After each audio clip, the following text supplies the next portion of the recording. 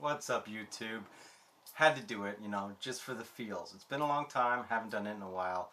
But anyway, to the topic at hand, we're going to actually take a look at the actual live view screen when you're shooting between the K-3 Mark I and the K-3 Mark III.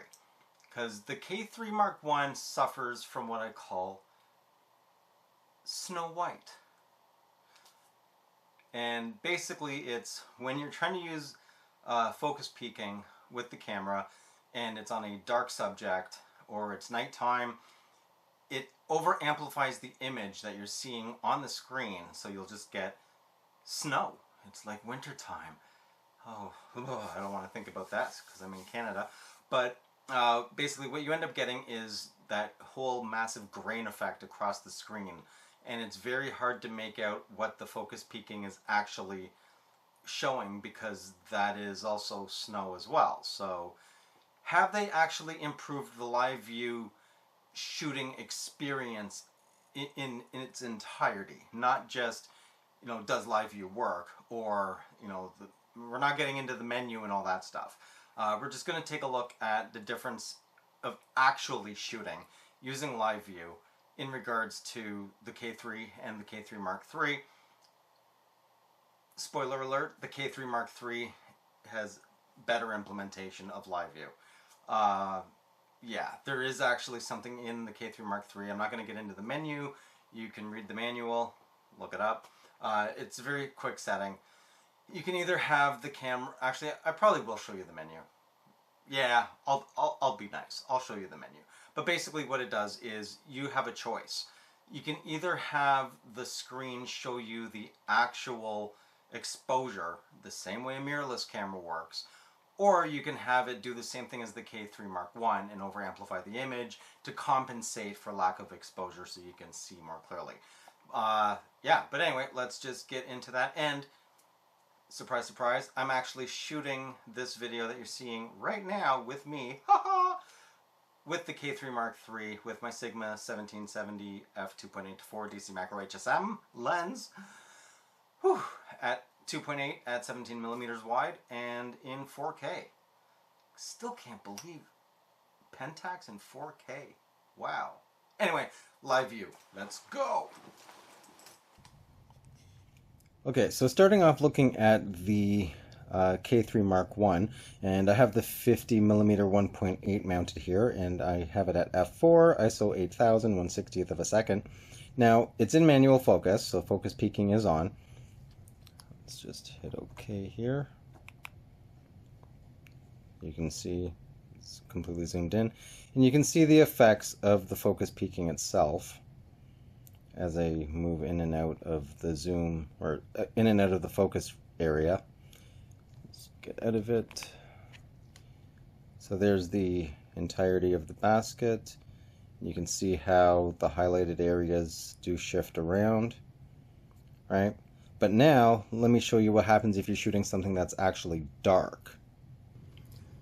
Okay, so looking at the 55-300 PLM lens that I have here on the ground, you can see all the snow circling all around the lens itself. You can still see the effects of the focus peaking to a certain extent, but it's not as pronounced. When you go out of focus, there's a lot of snow, right? And let's go to my bag here. Try to get that in focus. And I mean, look at how much snow there is.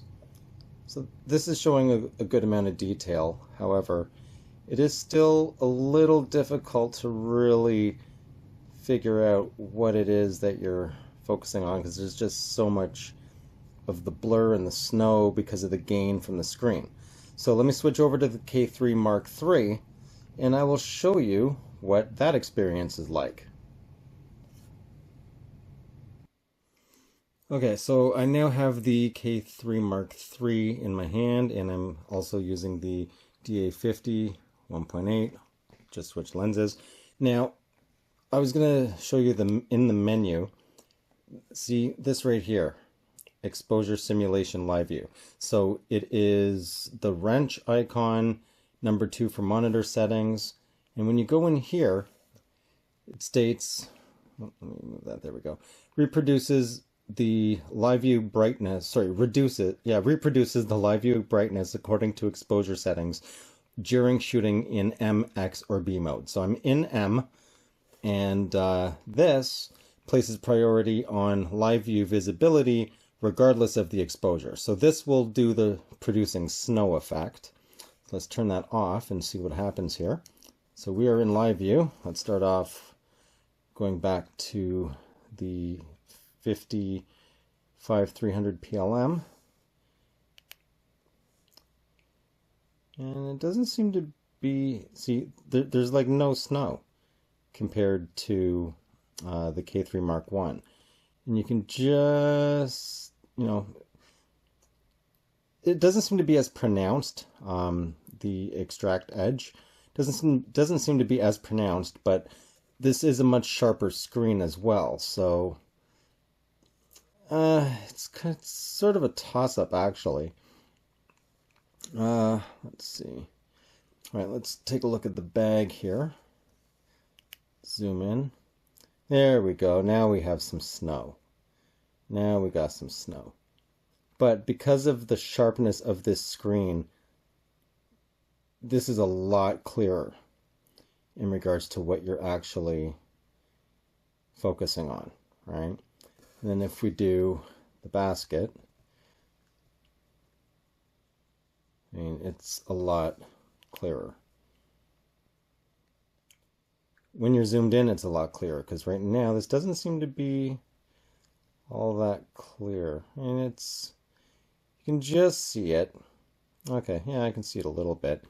But it just doesn't seem to be as pronounced.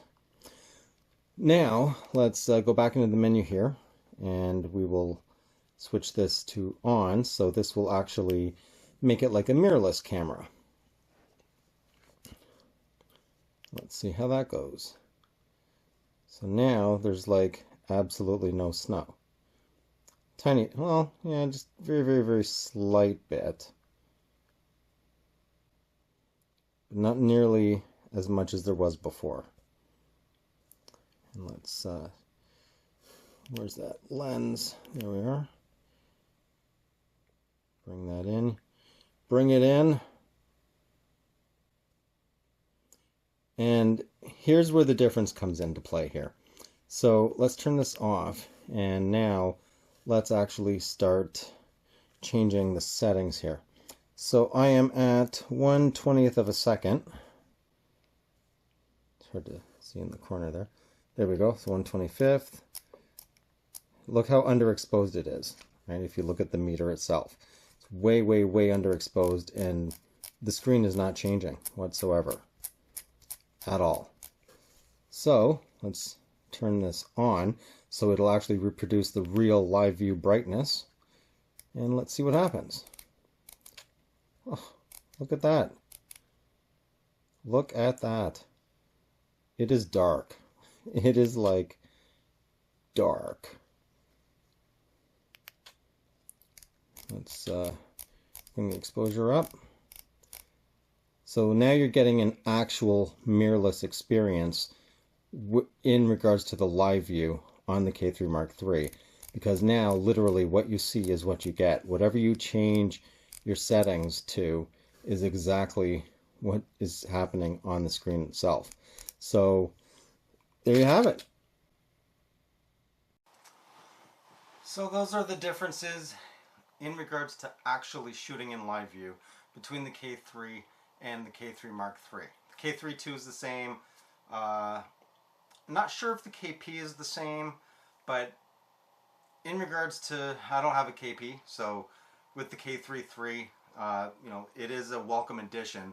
Having the ability to actually see the exact exposure changes happening in real time, so you know what your image is going to look like.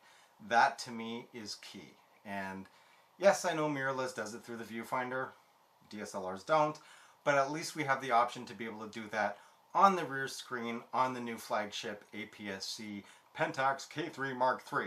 It's a really long name if you actually want to say the entire thing. It's kind of crazy. Anyway, alright, that's it for this video. If you like the video, leave a like.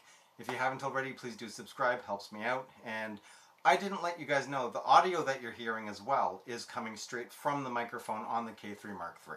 I wanted to actually give a raw video thing, whatever you want to call it.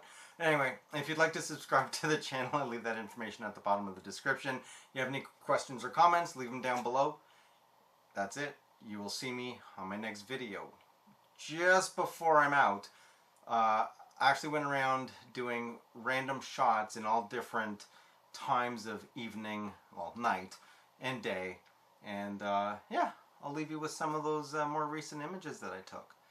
Because this camera is not just about action. It is, as of right now, to me, this is the perfect all-rounder camera. Wow, yeah. Anyway, here come the images, and that's it. I'm out.